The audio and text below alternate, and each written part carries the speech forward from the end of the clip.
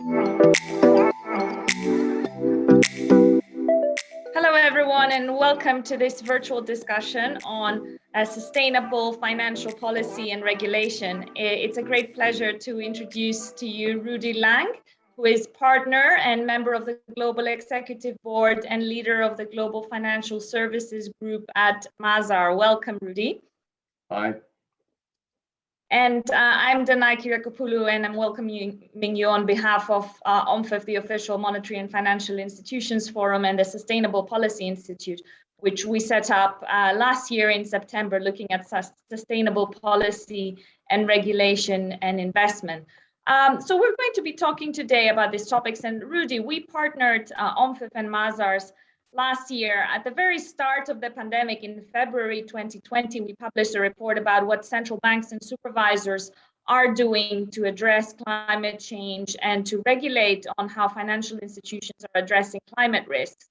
But it's been quite some changes that we've seen in the world since then, not only the pandemic, but also in the sustainable policy and investment and regulation agenda. So what to you are the key changes that we've seen since then? Yeah, thank you. Well, according to our 2020 research, most of the central banks surveyed thought it was their responsibility to respond to climate-related risks.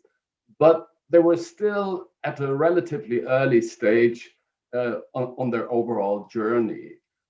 What has changed since then is that the financial sector authorities have become increasingly involved in managing these risks and their impact on the financial sector.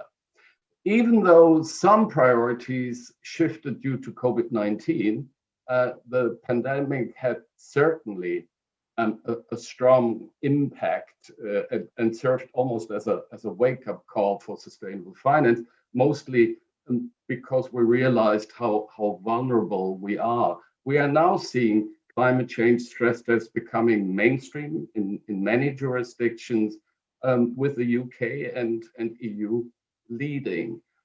Earlier this June, the G7 backed mandatory climate-related financial disclosures for banks, and the latest IPCC report delivered the starkest warning yet about climate change and its real-world impact. All this comes at a time when we approach the COP26 climate summit in Glasgow, which will set the agenda for business, politics, and the wider society. Thank you, Rudy. Indeed, the IPCC report is a very stark reminder. And I think what we have seen during the pandemic is that the climate agenda has been very important, not less, because of the pandemic. And that's quite key, I think.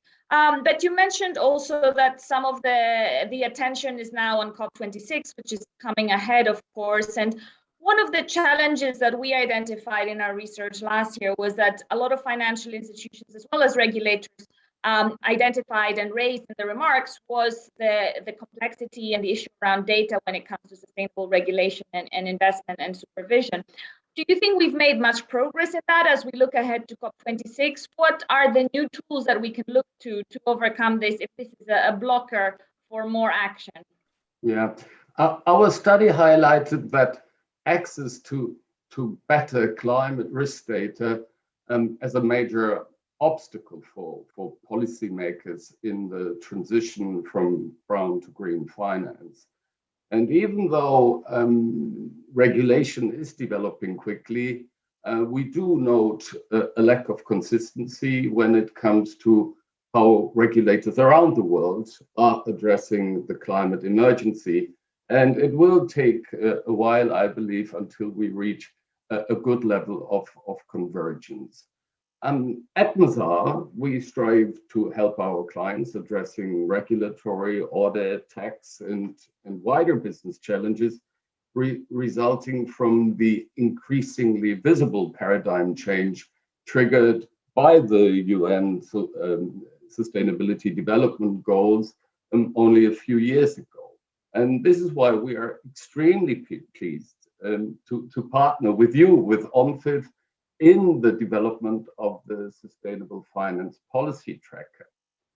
This online tool featuring an interactive map can be used as a key source of information for financial institutions to monitor the activities of central banks and regulators on sustainability, hopefully bridging certain data gaps and improving global understanding of what different authorities are doing. Thank you. And tell us a little bit about this tracker. I'm very excited to launch it together because I think it's something that is really missing from a lot of users who want to see what is going on in any different country at any point in time in terms of sustainable policy and regulation when it comes to financial services. So what are the kind of indicators that we will cover there? What kind of countries?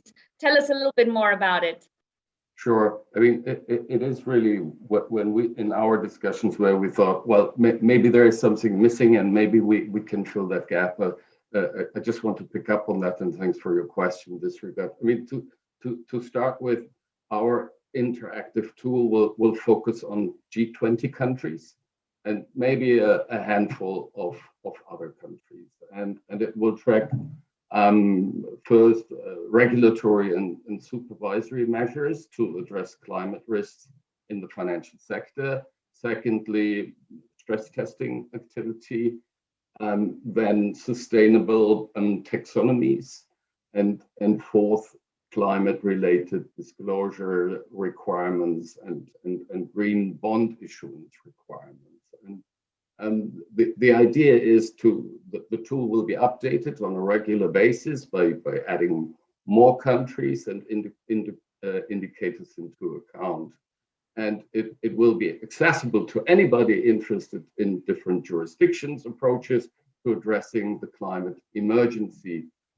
You can find it by going to omfif.org or masa.com. Great, thank you, Rudy. And I think whoever is viewing this video by this point, you can also look at the map, and we will be launching it at the Sustainable Policy Institute Symposium at the end of September, where we already have a lot of regulators, supervisors, central bank governors, heads of development banks, and so on speaking as well and sharing their insights, what they are doing in their day-to-day in terms of tackling climate change related risk in the financial system. So thank you everyone for watching, and for more information you can view the map and get in touch with Rudy or me for any questions. Thank you.